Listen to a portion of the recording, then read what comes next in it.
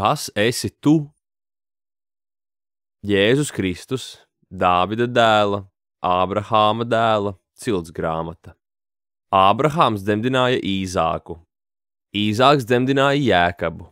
Jēkabs dzemdināja Jūdu un viņa brāļus. Ēlihuds dzemdināja Ēleāzaru. Ēleāzars dzemdināja Matanu un Matans dzemdināja Jēkabu. Jēkabs dzemdināja Jāzepu, Marijas vīru, no kuras ir piedzimis Jēzus, kas tiek saukts Kristus. Mateja evaņģēlijs. Pastāsti par savu ģimeni. Mēs allaži vaicājam, ja vēlamies kādu iepazīt. Ko mums Bībele atklāja par Jēzus priekštečiem? Vispirms mēs lasām par Ābrahāmu, par uzticīgo Dieva kalpu, kurš atstāja savu ģimeni, lai dotos visur, kur Dievs viņu sūtīja.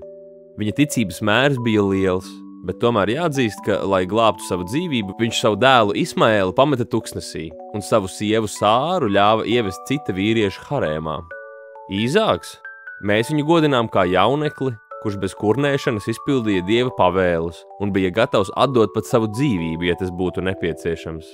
Taču kā tēvs viņš gadiem ilgi nevienlīdzīgi un negodīgi izturējās pret saviem dēliem, padarot tos par savstarpējiem ienaidniekiem.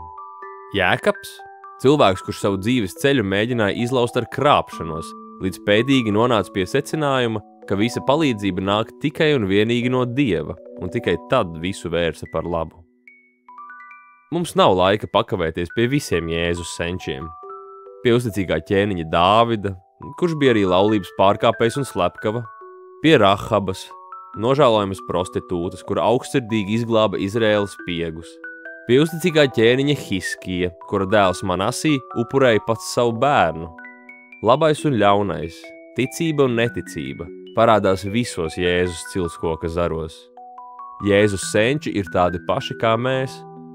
Arī katrā no mums mīt gan labais, gan ļaunais, un ikvienam no mums ir vajadzīga palīdzība.